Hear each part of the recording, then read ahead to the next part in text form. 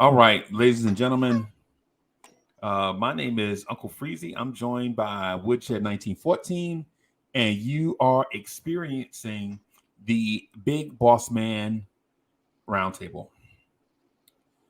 We are Knicks fans to our core, and we basically, in a nutshell, discuss complicated Knicks topics and see if we can provide insight, forethought, and possibly resolution to the ills of this New York Knicks franchise. Mr. Woodshed 1914, how are you today? Ooh, I'm doing pretty good, man. Reality is steady setting in about these Knicks, man. It's steady setting in. Oh my. Oh my. Um, I am in a very weird place, bro. I am in that place as a Knicks fan where um I'm in that place of whatever happens. You know how you don't have any expectations. When the bad stuff happened, you're like, yeah, well, I kind of knew it was coming.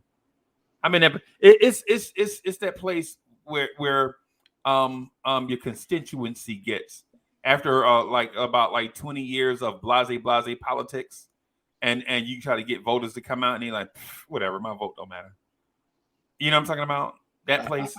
I, I wish that I didn't just tell somebody that. I said, look, man, I said, maybe I need to reevaluate how I assess the franchise. Maybe Right. being a perennial, not playoff contender, maybe that's too much to ask for this Right. front office. Like man, because right now we got a young team. They're not a bad team, but they're Right. not a good team. Right. They're somewhere in the middle between bad and good. We're gonna win our lion's share against the Victor W chasers and the Yep. bottom feeders. Yep. The issue is that floor is starting to rise. The Pacers look good. They got two dynamic young guards that average 20. Yep.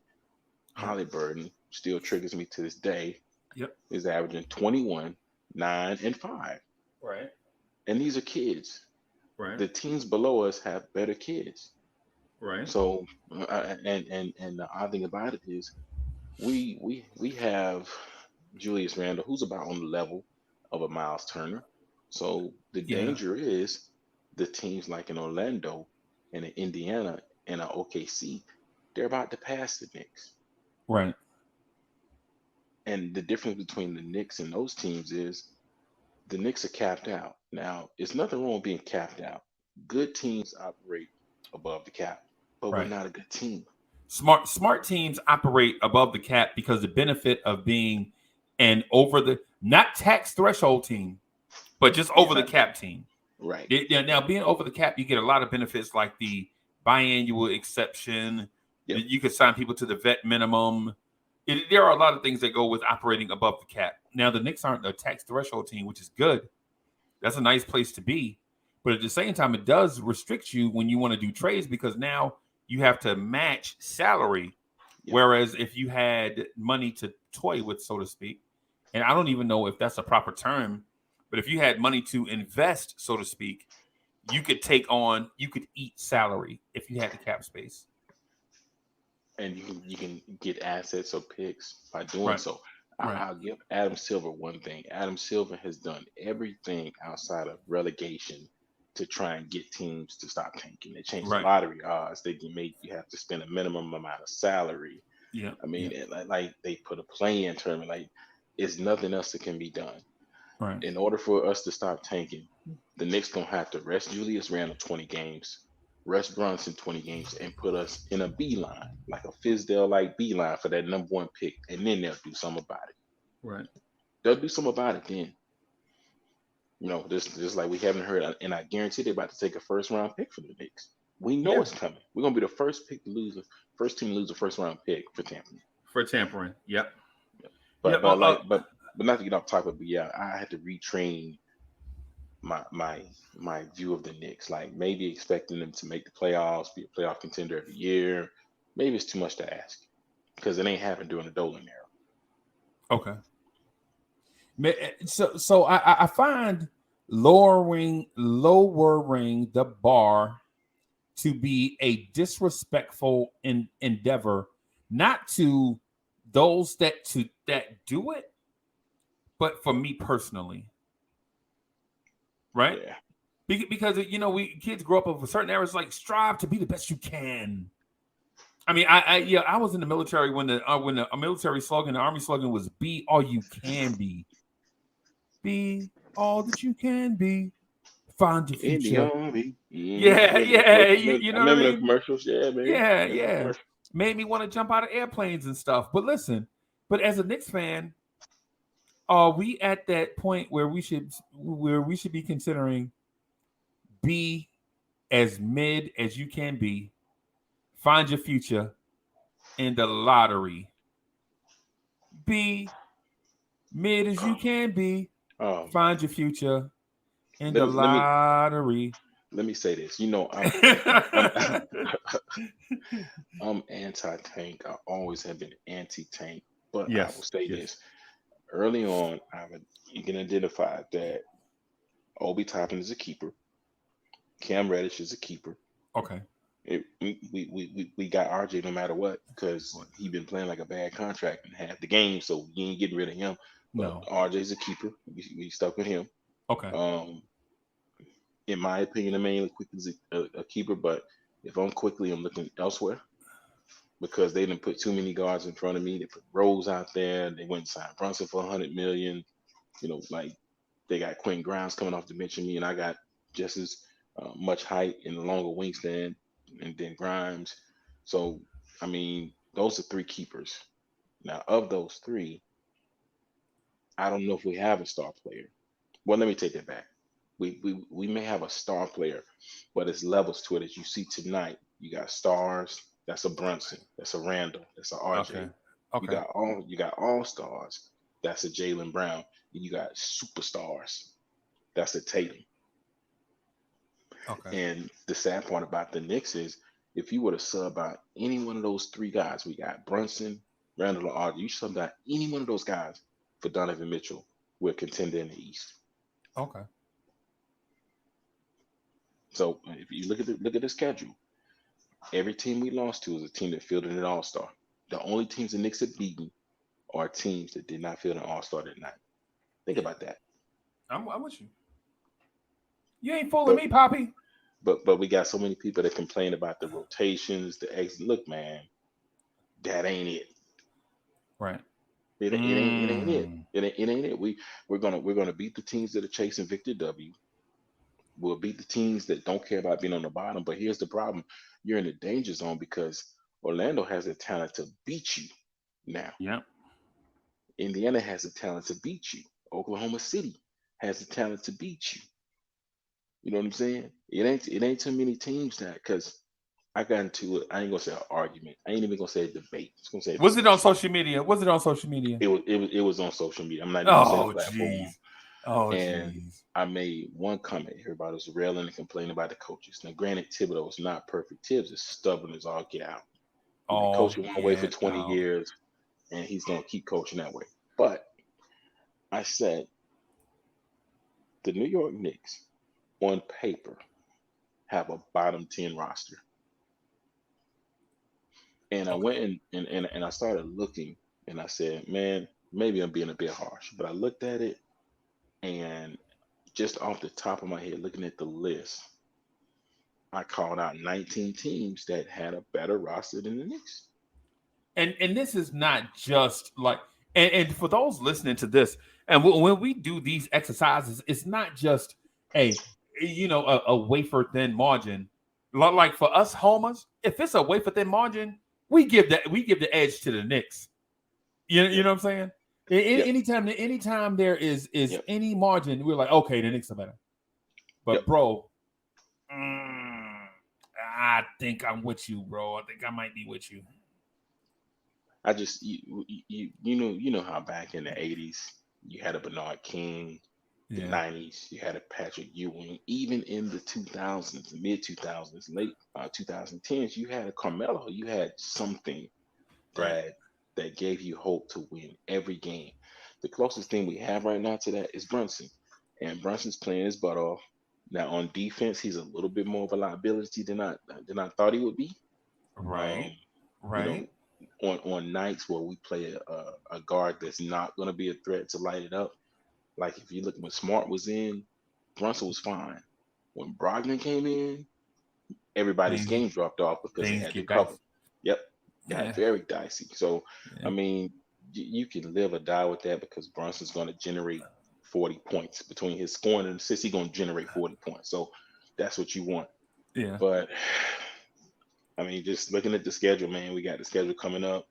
Um, who we got next? I think Minnesota, Yeah. Seems like and it. I think it's up there, man. That's a challenge too, because they don't look good early, but you know But back they at again, that's a team that has two number one picks.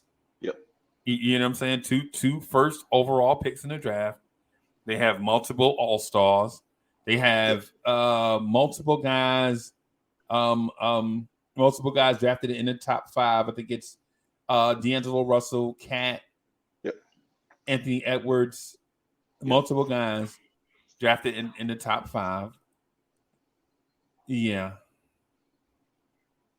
yeah, Rudy Gobert is I hope he well. The problem with that is Mitch Robinson is not playing, and man, Hardenstein struggles on the boards some nights. He really struggles on the board. So there's a chance they may get a lot of second chance points, but the yeah. 3 point defense that we had tonight, man, we can never have that They again. shot out of their mind.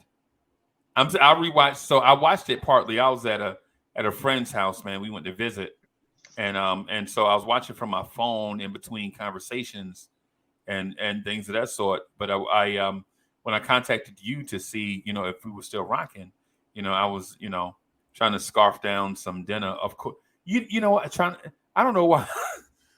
I don't know why fat guys always scarf down dinner 10 o'clock at night.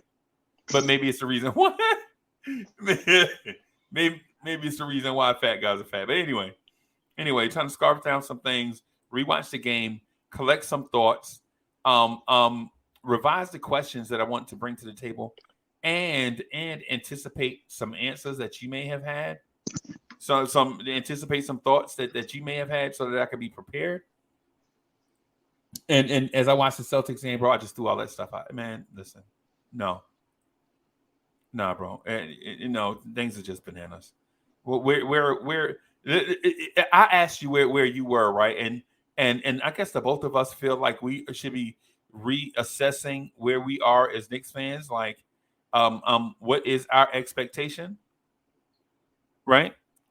Yeah. But now I want to ask you a separate question, something that might be more in line with what the common folk are going to ask. Woodshed, is it time to move on from Tom Thibodeau? I'm going to answer this bluntly. It is, and it's not that I'm a Thibodeau guy. I think that he gets a lot of flack that it's not his fault, but you can clearly see he is a coach that's ready to go for it. Like he's ready to go for it all. He wants that star player. He thought he was getting that star player. They didn't pull the trigger, and he's coaching a bunch of kids again. Now, granted, all the kids that he's coaching, for the most part, they're getting better. Obi Toppin didn't go and watch film and by osmosis, get better. You know what I'm saying? Right. Uh, Cam Reddish didn't start playing Scottie Pippen's defense by telepathy. That's work. That's coaching. That's development. That's not just tips. That's the assistants. You know, um, RJ Barrett starting to play under control. That's coaching. That's development. That's accountability. So I think that he's done good, but I think that the order of events was misplaced. Let me explain what I mean by that. First okay. year, first year they were the fourth seed, right? right. Right. Okay. It was no gradual build. They came out the box punching people in the face. So Okay. you go from 4th seed to 37 wins, which this year's team, you're looking at, I can see anywhere between 37 and 47. Who knows? Who Who really knows at this knows, point? man? I mean, who really knows? Because the one thing about the three guys that we have that's been preventing them from being perennial all stars is not talent with Randall. It's not talent with Brunson. It's that consistency. Okay. I don't know. I don't know whether Brunson's gonna give me 25 and 10 or 13 and 6. I don't know. On I any don't given night, on on any. any night, regardless of the opponent. I just don't know. Same thing with RJ. I don't know if he's gonna give me 28, 5, and 7, or if he's gonna give me 16 on 19 shots. I just don't know. I don't know if Right. Randall gonna give me a 30-point double double. Or I don't know if he's gonna score 14 points on 17 shots with 6 turnovers. I just don't know. We just don't know. Right. So, it's just too big a question mark. So I'm not pro tank, but I can see that this team is not going to go for it.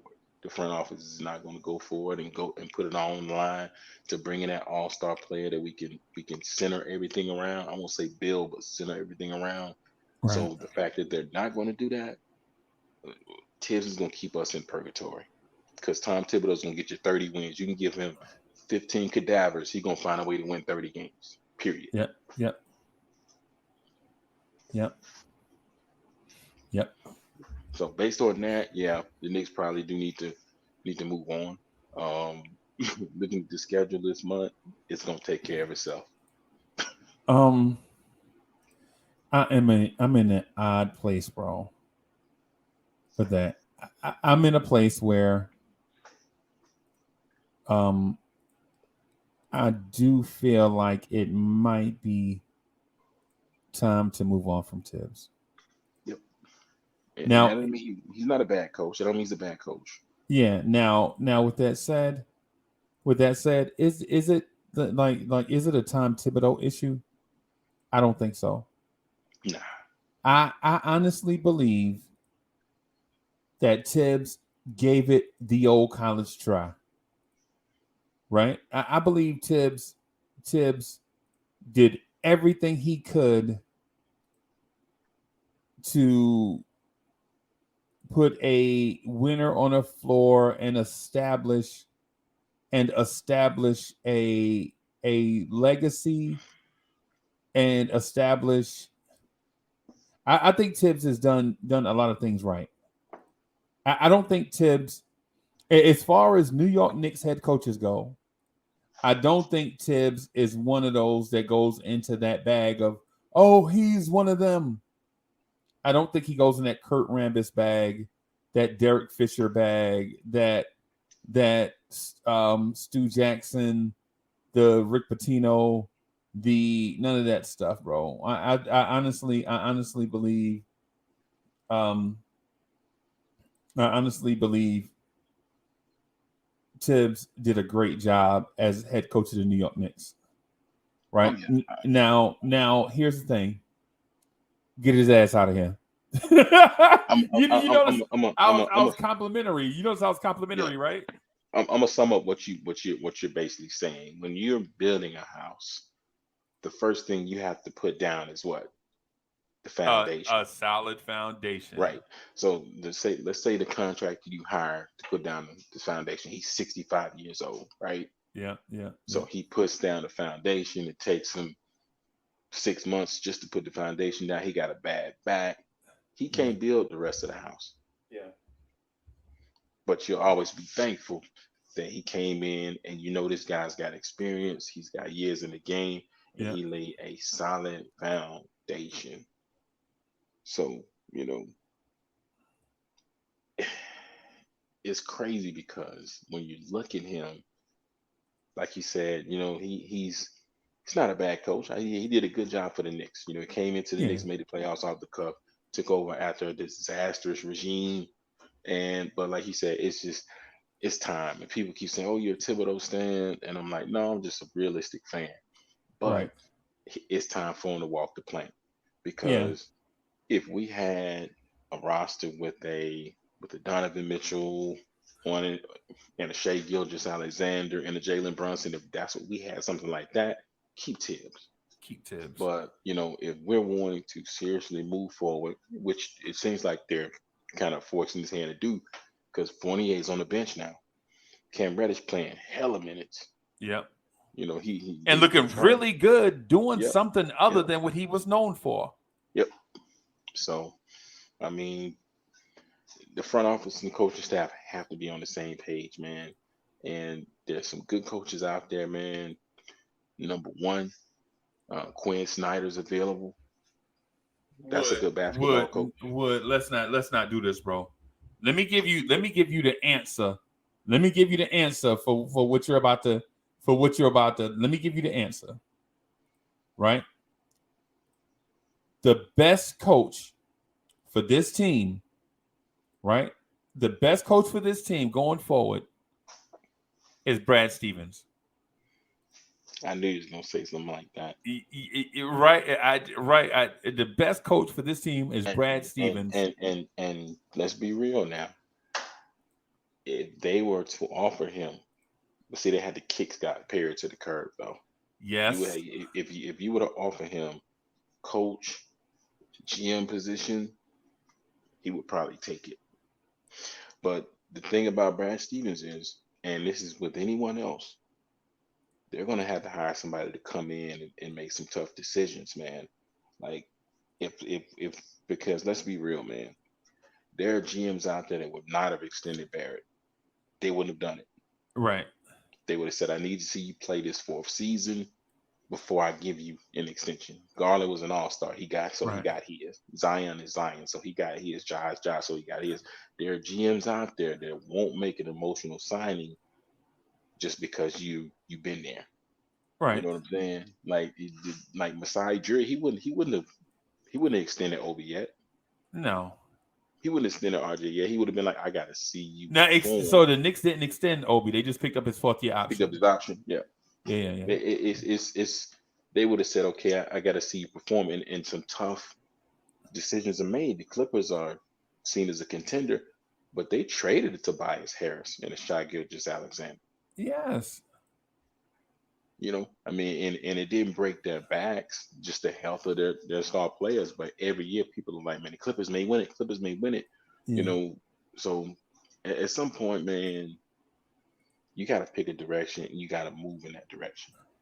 Not we're going to sign Evan Fournier. We're going to bring back Julius Randle. We're going to bring in Jalen Brunson. But, we got 7 kids on the bench that need minutes. Come on, man. Yeah. I mean, those are not even problems. Like that right there, and having kids on the bench is not even a problem. And then here's the other thing too. Just want to mention, the Knicks always have a young core, bro. When have you as a Knicks fan looked at the Knicks bench and not seen at least 5 kids on the bench? Ever. You would have to go back to before my time, probably the 70s. Nah, not even in the 70s. Even in the 70s, the Knicks were rolling out Bill Cartwright, Michael Ray Richardson, Bob McAdoo. I mean, come on, bro. I mean, this is our history. Our history is stuck in the middle. That's our history. Our history is stuck in the middle unless you get lucky. Right. Unless you get a generational talent. So the question I always ask, and it's only been like 10, 11 games in the season, so I don't want to jump to definite conclusions about any player or the team, but I think that this season is a byproduct of what they did and what they didn't do this summer. They went out and got a point guard. That's good. That's good. People looked upside my head because I said, look, man, I would seriously consider doing a sign and trade and getting Mitchell Robinson up out of here. Okay. Because he's already out. He's in the stretch of games where we needed him the most. Boston, Minnesota. The stretch where we need him the most, he's not available. Right. He's just not available, man. So we got Isaiah Hartenstein playing way more minutes that he's probably ready to play right now, and it's putting stress on everybody. I mean, I was shocked that Tibbs moved Randall to the five. It's the second game where he did it, but it's they have depth. I just don't know if they have good depth. So I Right. mean, some they put their hat in the ring, man. They signed Mitch, they extended RJ, they Right. kept Evan Fournier. I mean, like they told us, look, the product that we putting out there is good enough to win. Mhm. So I the I question, know I know where you're going. I know where you're going with it, man. But it's the question is going to be, what do they do from here? If they're sitting here and they're 2 weeks from the trade deadline, and this team is 28 and 29 or 29 and 28, what are they going to do? Are they going to be buyers or are they going to be sellers? What they've done in the past 2 years, 3 years, is they've done nothing. They didn't buy at the trade deadline. They didn't sell. They didn't try and get anybody on the buyout market. They just stood pat. I I feel you. I feel you. Oh man.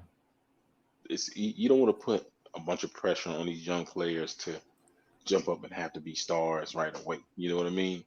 Um, Yeah, but that's kind of like where we are, right? I mean that's the only thing they can say this season. Like, and Obi Toppin becoming a star, quickly becoming a star, Cam Reddish becoming a star. I mean, that's what it's going to take to save the season. But the catalyst can be added by the front office doing something. We don't need to be paying Evan What is Fournier. it? What is the something though? We call this the Big Boss Man Roundtable. That means we got to make a tough decision. We got to put something. You took the words out of my mouth. It's you got to make a tough decision. I want to tell you, I shared a trade. It was probably 2 or 3 weeks ago, and I said the Knicks should offer Oklahoma City every draft pick they have in 2023's draft. Obi Toppin, Emmanuel Quickly, and Cam Reddish, plus the 2025 first and a swap in 27 to get Shea Gilgis Alexander in there, to get Man, him are in you there, serious, to boss? get him in there. Oh, And and everyone said, "Oh, that's a lot, man. You giving up too much." And I said, "We got to look at it for what it is. Our yeah. picks are going to be anywhere between 14 That's and more than you 24. offered for Donovan Mitchell, though. Well, you put yourself in a desperate situation because you should Desperate have offered times that for call for Mitchell desperate in the measure. first place. That's what your offer for Mitchell should have been. But the reason I say that is because our picks are going to be between 14 and 24. If we leave it as is, if you add a talented player, your pick's going to be in the 20s. So we can't look at the value of the picks the same as if we're getting the picks with this roster. And all the players I mentioned, yeah, they're young players, but at the time they were all backups. Right, they're all backups. Yeah, yeah. And you're getting a dude that the only reason he's not viewed as a bona fide star is because he plays in Oklahoma City. Oh, Oklahoma City. Is you can probably name maybe 3 or 4 people that can do what he does on the basketball court. Maybe, Mm. Were you maybe. not impressed by what RJ Barrett did tonight? RJ played well. He played very well, and he let the game come to him. And I said the biggest issue to RJ Barrett is, instead of hunting shots, he needs to hunt rebounds, defensive stops, and assists. If he does that, the game will come to him. Hey man, I think RJ Barrett's a power forward, right? I don't know if you heard my take on that yet. Yeah, I told somebody that this today. I said RJ plays like a small ball four. That's why I've always said he needs to be that Ron Artest or Draymond Green type player for the Knicks, because that's how he plays, like a small ball four, Right. like a do it all small ball, four. But right now, So maybe I RJ's stole. So maybe I stole your idea. I'm sorry. no. I Yeah, mean, want to give people credit for when they, I don't know if we discussed it previously or not, but No. he You've been telling me this for years. he he The run out he test thing. yeah, he just needs to be that all around type of guy. And I know that he's got to have some type of incentive in his contract. I know last year he had one of, but he averaged 20. He got, and I get it, man. Get your bag, young fella. But the team needs to win. And I couldn't imagine being Leon Rose and missing the playoffs again this year after committing $400 million to this roster. I can't imagine you having to explain to James Dolan what happened. Bro. So I'm looking at the box score tonight, and you know I'm not for everyone listening, I'm not a whore for the box score. I like to watch the game and watch how things played out. I'm not one of those people that will look at the plus minus and be like, oh, he had a negative such and such, so he must have played terribly. That's not me. Right? I think sometimes the analytics guys take things so far out of context. Like, I understand stats are stats and numbers are numbers, right? But how we arrive at numbers, to me, is the most important thing. Like, I saw Jaylen Brown hit a 3 in Cam Reddish's face tonight, bro. I think it was Jaylen Brown. But, bro, that shot could not have been more contested. Nope. They made of the 27 threes they made, 20 were contested. Right. But you know what that looks like in the box score? In the box score, it don't matter. In the box score, it says 27 made threes. Yeah. Right? What is that? That's 80. What is that? 81 points? That's like 81 points just from three? It's 81 points just from the 3-point line. Right. And so I guess what I'm getting at is understand listen, man. The most important stat to me is win or loss. Yeah. And regardless of how you arrive at these deep analytics, and I'm an analytics person, right? I just like to have some balance. The thing, I'm not going all in on the analytics community. Where I'm going all in at now is can RJ Barrett and Julius Randle coexist and win? We know they can coexist and lose. We know that for damn sure, right?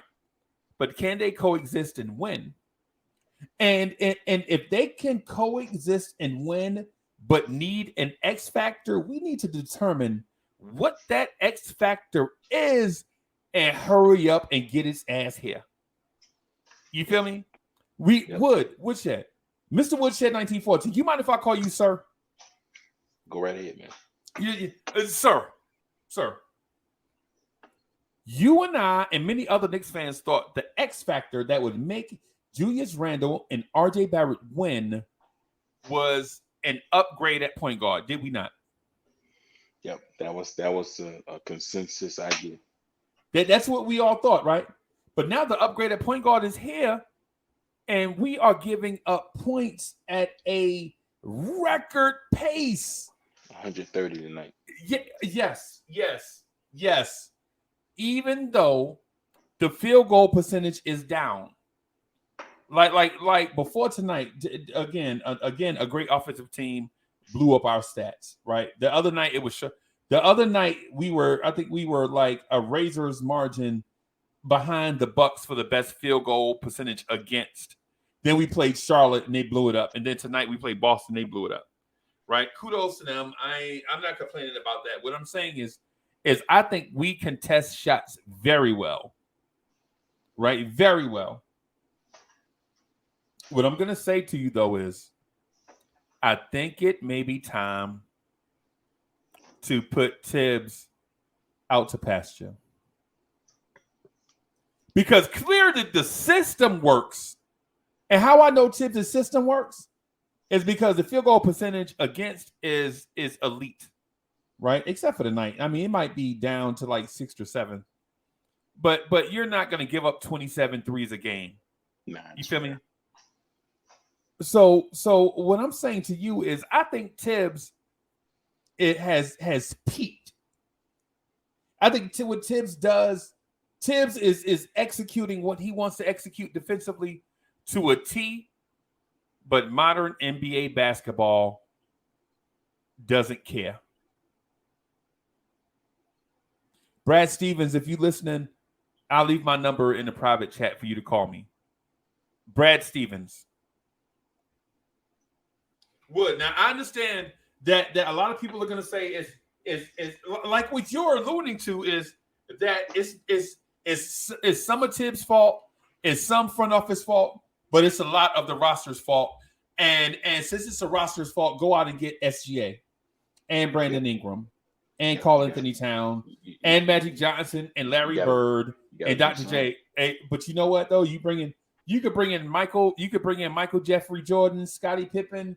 You could bring in Grant Hill in his prime. You could bring in Allen Iverson and Dr. J. But our what do you call it?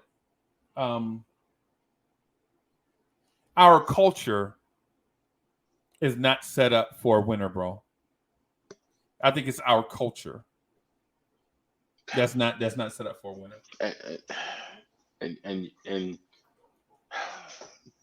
a coach really he can't really necessarily, he can set a culture, but he can't maintain it.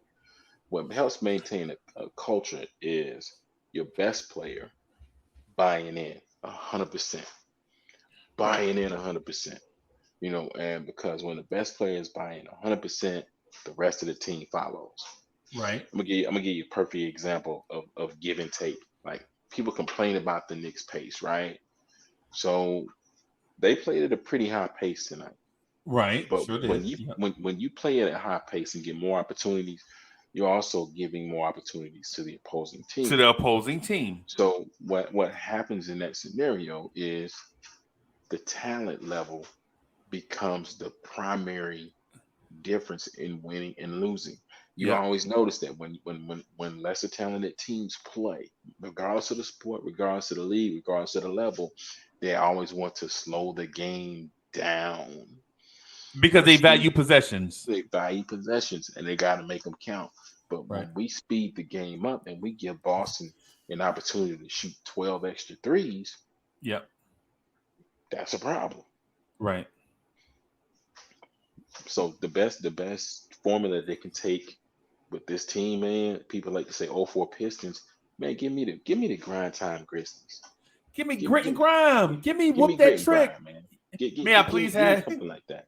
May I please have whoop that trick? That's what I prefer. And I think I'm a huge believer in that when you put good energy into something, good results are gonna come out of it. So I don't think we're in a position to have to blow the whole roster up because there are some guys on the roster that need to be kept. But there are some teams out there that could use a Julius Randle. There's some teams out there that can use an Evan Fournier. It's no point in keeping Evan Fournier here. Yeah, right now, yeah. It's no point in keeping him here to play 10 minutes off the bench. That's crazy. All right, so what? So we got like 8 minutes left, right? You know, so what I want to ask you is this. I wanted to introduce this segment like a little further down the road, but since we talked about 3 different topics, right? I want to ask this of you. I'm just going to throw this out there so everyone listening. WWJD, right? WWJD, right? So I'm asking Woodshed 19, sir, what would James Dolan do? What would James Dolan do? If we go based on his history, and that's really all we can go. We can go by what he says, but just based on his history, head coaches and front offices last at the most 3 years. 3 years, yep. And the only thing that James Dolan cares about is that playoff money. If you can make a playoff series in New York and you can have a couple playoff games in the Garden, he makes so much money from that we were second in value behind the Warriors that season, bro. Yep. Behind the Warriors. And all we did was make the playoffs and get swept out in 5 games. So what I hear is that teams like the Knicks make more money in 5 playoff games than they make in 41 home games. Yep. Now I know the absurdity to that, the audacity to even mention that is crazy. But then when you go to these playoff games, bro, I'm not even gonna lie to you. You've heard of Uncle Fulio, right? Yep. Uncle Fulio, part of the Nothing But Knicks, and Stafford Don and Divine and Jay Boogie and Rob the Knick. We went to I can't remember if it was in Atlanta or Charlotte. I know it wasn't in Orlando, but we went to a game where, or let me see, let me phrase this right. Excuse me, because I don't want to lie, because we try to catch a lot of games down south. We try to, we have a circuit down here, and so we caught one of the games, and the Knicks were hot, and we were in an opposing arena, and I think I bought 4 beers using. I had to download. I think it might have been Charlotte. Maybe Charlotte. Well, I download the app in every city, so I think it may have been in Atlanta, and I bought 4 beers using the app, bro. Using the app. Don't you know I paid $77? Woodshed. Sir. Mr. Woodshed, sir. And that's in Charlotte. Imagine and see that's the thing. As long as if he gets that playoff money, even if it's once every couple of years, he'll leave you alone. But what I honestly think he's going to do this year is he's going to allow Leon to use his fire the coach card, right? Yep. Now the problem is if you fire the coach early, right, and the things and they still don't work out, then he's going to look at you. Here's the danger, period. When you fire a coach in the middle of a season, when you fire a coach in the middle of the season, the players tend to overcompensate to try and prove that they weren't the issue. Right. So what you see is a lot of me ball, a lot of hero ball. Yep. A hero ball, and that's exactly what happened when we fired Fizdale. It's exactly what happened when they fired with Marcus Fisher. Morris. Remember Marcus Morris? Yeah, Marcus Morris went straight hero ball. Yep. Not running plays, breaking plays off. Breaking plays. He was breaking them. Yeah. Not running play. Yeah. I mean, they called horns for him at the top of the key. It was against Dallas. Now, luckily, he made the shot. This dude waved off both screens. Yep. And went one. So I mean, like that's the danger. So I mean, at the end of the day, they're not going to bring in a star player and try and chase a ring. Let Thibodeau go. Let him go. Thank him for his services, but you have to be careful because if you let's say we lose the next 6 games, right? Yep. And the Knicks are sitting there at 4-10 or 4-11. That's a bad look. That's a huge hole to dig out of, based on the fact that you're looking at your schedule, and probably 70% has more talent. It's a huge hole to dig. So if you fire him then, and you give it to Dice Yoshimato or Johnny Bryant, and things don't get better. Yep.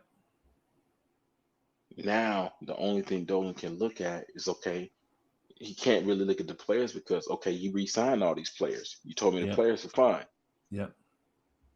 You told me that, West came up here and told me that the coaching was the issue. Okay, we won 34 games. Well, let me put a pin in what you just said, because I want to talk to you about this later. You said whether they choose Dice Yoshimoto or Johnny Bryant. Johnny Bryant is the associate head coach. Right. So what if they choose Dice? Now, I just want to put a pin in that for you and I to talk about later. And I want to cede the floor back to you so that you can continue.